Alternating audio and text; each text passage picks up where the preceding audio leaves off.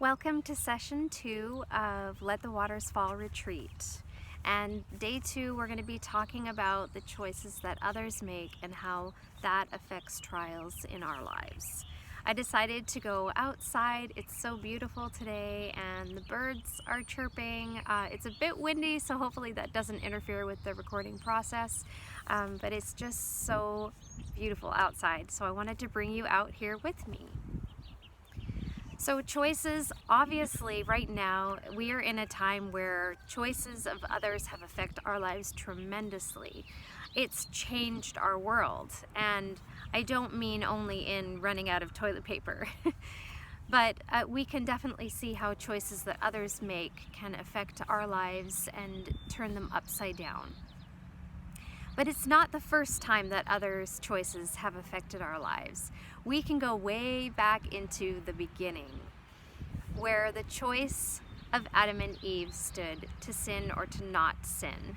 They were given the most beautiful garden, the most beautiful area to live in, and they only had one rule: not to go to the tree of good and evil. They had a choice to be made. Eve was faced with a choice, and we have an enemy who is still to this day taunting us with to choose his way, to choose the way of the world, or to choose God. And he said to her a lie that we still struggle with today. Wouldn't you want something better? Wouldn't you want to know more than God knows? Wouldn't you want to be closer to him? It seems so close to the truth. Yes, we do want to be closer to God. Yes, we do want to know more. But he twisted the words in a way that made Eve wonder what it would be like to have what her eyes opened, to see what the enemy was talking about. So as she stood at the tree and decided to take, she made a choice. For all women having to suffer after her, we full well know that choice took a toll on us as women. But it wasn't just Eve that made the choice. Adam stood beside her silently and didn't say anything. And his choice affected men in generations to come, but also women and how we trust our men. He chose to be silent, and his choice has affected all of us. And we know that he was right next to her, because it says in the scriptures that, and then she passed the fruit to Adam. So he must have been in close range.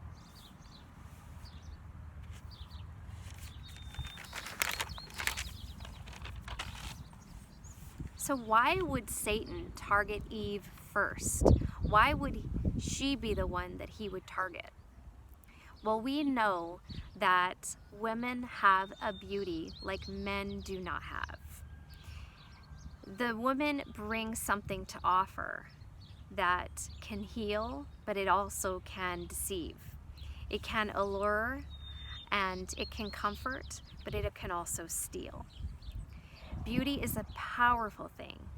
And I used to think that beauty was dangerous.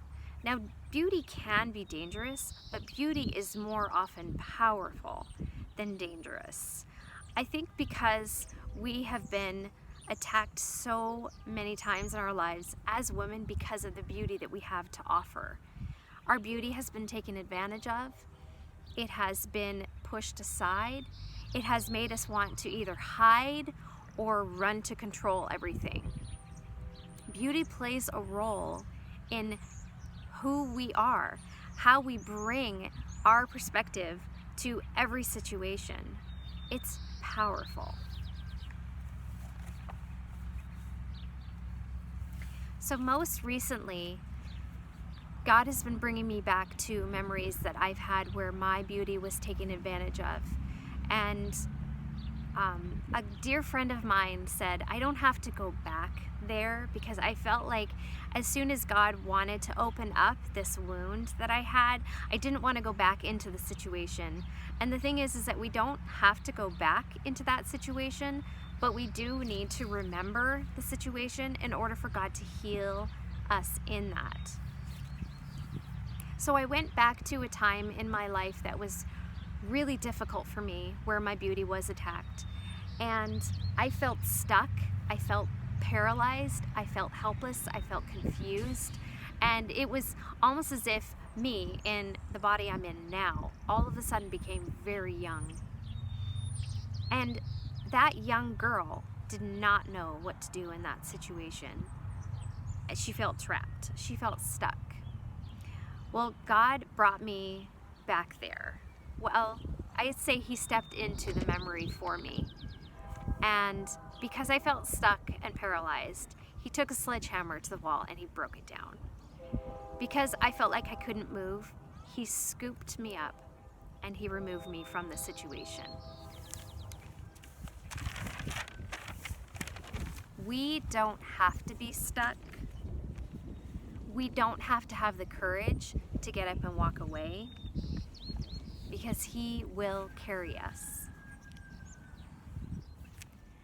And honestly, that was the hardest thing for me, is to not blame myself. I think when we look back at the memories that we've had of the choices that people have made on us, that have affected us, we feel like we're to blame. Even in my dad's accident, when someone else chose to not stack the wood correctly and he went into his accident, when I came home to hear the news, I had been having a great time with my friends. I blamed myself for not knowing that my father was in critical care. And I should have known that, because he was my dad. It's so interesting that in the oddest of circumstances, we blame ourselves. But you are not at fault for someone else's choices that have been made, that have turned your life upside down. I want you to know that Jesus sees you. He saw you in that place. He saw you in that time. He was there with you, begging to get you out.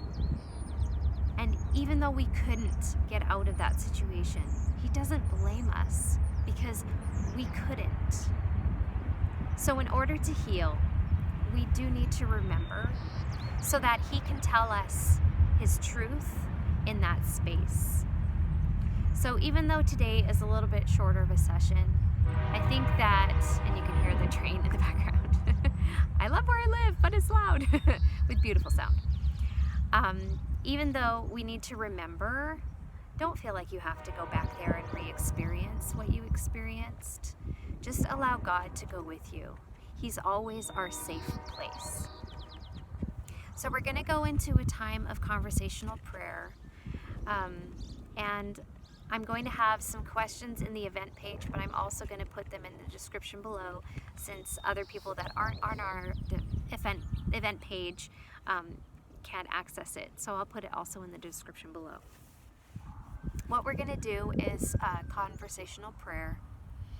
And so I'm sure that God has already brought up a circumstance or a situation that you were in where somebody else made a choice that affected you in a trial. This could have been a situation of sexual abuse. It could have been a situation where you felt betrayed by your friend. But I really want to challenge you to ask God where He wants to bring you.